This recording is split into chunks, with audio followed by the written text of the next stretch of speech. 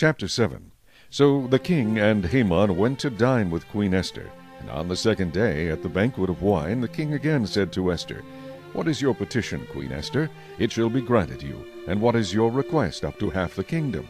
It shall be done. Then Queen Esther answered and said, If I have found favor in your sight, O king, and if it pleases the king, let my life be given me at my petition, and my people at my request. For we have been sold, my people and I, to be destroyed, to be killed, and to be annihilated.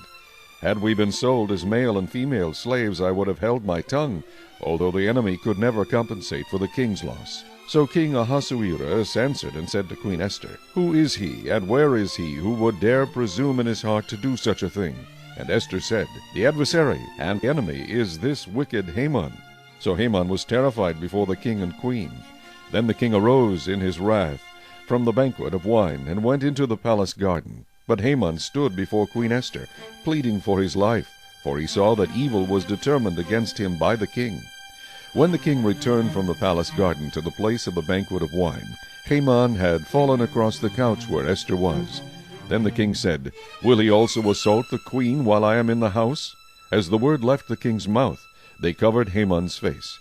Now Harbona, one of the eunuchs, said to the king, Look, the gallows, 50 cubits high, which Haman made for Mordecai, who spoke good on the king's behalf, is standing at the house of Haman. Then the king said, Hang him on it. So they hanged Haman on the gallows that he had prepared for Mordecai. Then the king's wrath subsided.